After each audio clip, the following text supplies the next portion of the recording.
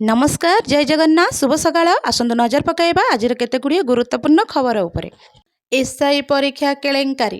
SI परीक्षा केलेंकारी मामलें जेरार सम्मुखीन होइछन्ति silicon मालिक सुरेश नायक।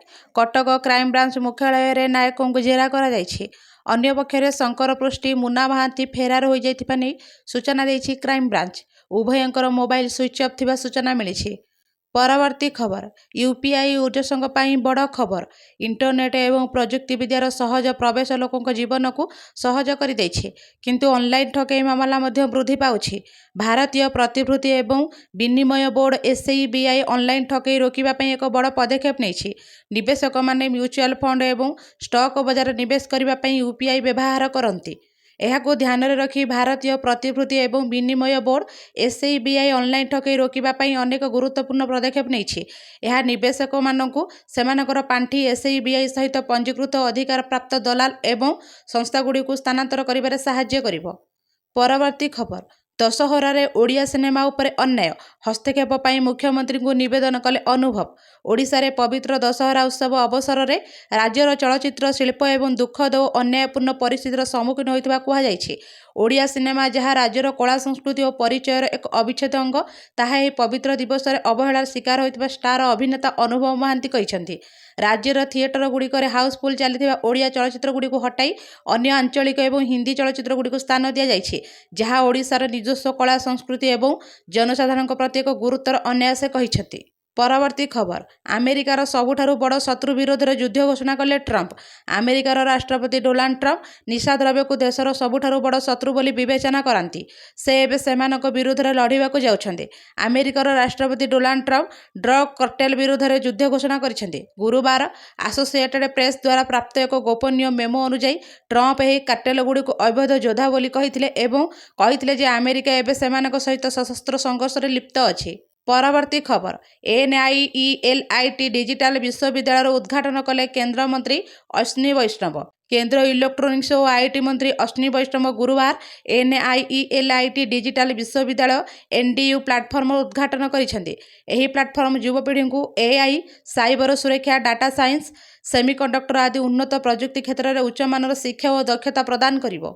ଏହା ସହିତ ମନ୍ତ୍ରୀ ଓଡ଼ିଶାରେ ବାଲେଶ୍ୱର ସମେତ ମିର୍ଜାଫରପୁର ତିରୁପତି ଦମନ ଏବଂ ଲୁଙ୍ଗେଲେଇରେ 5ଟି ନୂଆ ଏନଆଇଇଏଲଆଇଟି କେନ୍ଦ୍ରର ଭର୍ଚୁଆଲ ଉଦ୍ଘାଟନ କରିଛନ୍ତି। परवर्ती खबर एथर सीधासलख भारत चाइना विमान सेवा।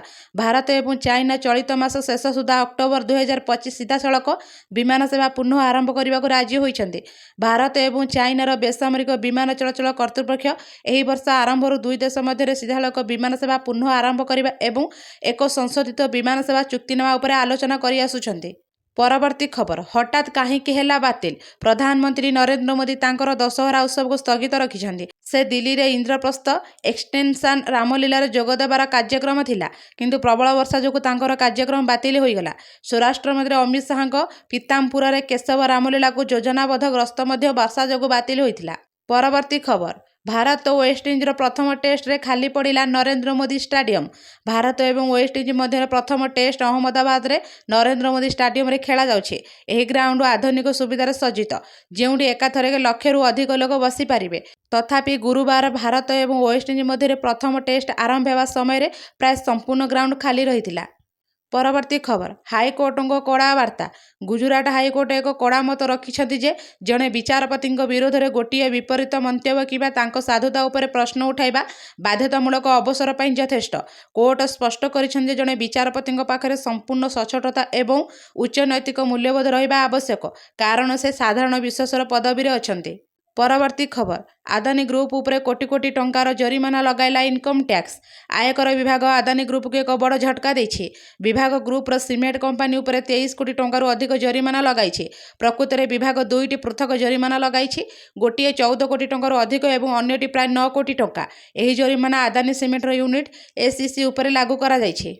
परवर्ती खबर अमेरिका ब्रिटेन रे काया विस्तार कलानी कोरोनार XFG स्ट्राटस वेरिएंट। ଲୋକେ ହେଲେଣି ଛାନିଆ ଯେ ପୁଣି ଫେରିଲାଣି କୋରୋନା। ମାଡ଼ି ଆସୁଛି କୋରୋନା ଭାଇରସର ପୁଣି ଏକ ନୂଆ ଭ୍ୟାରିଏଣ୍ଟ। କୋଭିଡ୍-19ର ନିକଟରେ ଉଭା ହୋଇଥିବା XFG ଭ୍ୟାରିଏଣ୍ଟ, ଯାହାକୁ ଷ୍ଟ୍ରାଟସ୍ ମଧ୍ୟ କୁହାଯାଏ, ପୁଣି ଥରେ ଚିନ୍ତା ସୃଷ୍ଟି କରୁଛି, ଯାହାକୁ ନେଇ WHO ମଧ୍ୟ ଚେତାବନୀ ଜାରି କରିଛି। ଏହି ପ୍ରକାର ଭାଇରସ ଚଳିତ ବର୍ଷ ଜାନୁଆରୀରେ ଦକ୍ଷିଣ ପୂର୍ବ ଏସିଆରେ ପ୍ରଥମ ଚିହ୍ନଟ ହୋଇଥିଲା ଏବଂ ବର୍ତ୍ତମାନ ଏହା ଅନେକ ଦେଶରେ ବ୍ୟାପିବାରେ ଲାଗିଛି। ପରବର୍ତ୍ତୀ ଖବର, ଘୋଷଣା ହେଲା ବନ୍ଦ ହେବ ଚାରିଧାମ କପାଟ। ଉତ୍ତରାଖଣ୍ଡସ୍ଥିତ ଚାରିଧାମ ଯାତ୍ରାକୁ ନେଇ ଏକ ବଡ଼ ଖବର ସାମ୍ନାକୁ ଆସିଛି। ବଦ୍ରିନାଥ, କେଦାରନାଥ, ଗଙ୍ଗୋତ୍ରୀ, ଯମୁନୋତ୍ରୀ ସହିତ ଚାରିଧାମର ଦ୍ୱାର ବନ୍ଦ ହେବା ନେଇ ତାରିଖ ଘୋଷଣା କରାଯାଇଛି। ଗଙ୍ଗୋତ୍ରୀ ଧାମର କପାଟ 22 ଅକ୍ଟୋବରରେ ବନ୍ଦ କରାଯିବ। ସେହିପରି 23 ଅକ୍ଟୋବରରେ କେଦାରନାଥ ଓ ଯମୁନୋତ୍ରୀ ଧାମର ଦ୍ୱାର ବନ୍ଦ କରାଯିବ।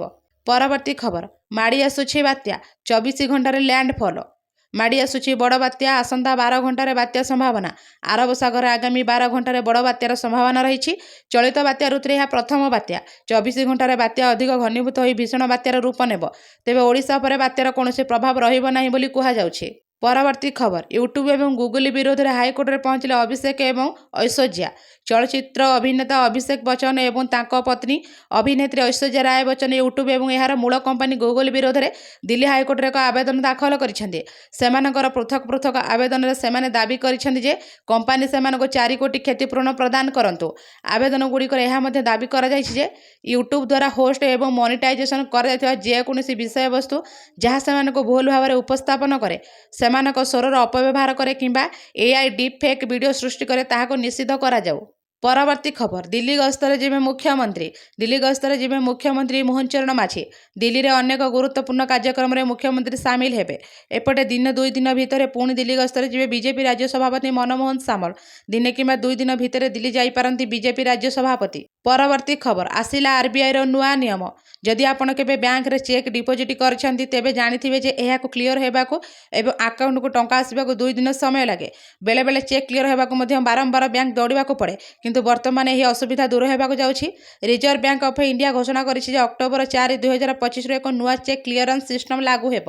ଏହାଦ୍ୱାରା କିଛି ଘଣ୍ଟା ମଧ୍ୟରେ ଚେକ୍ କ୍ଲିୟର ହୋଇଯିବ ଏବଂ ଟଙ୍କା ଶୀଘ୍ର ଆକାଉଣ୍ଟକୁ ଆସିଯିବ।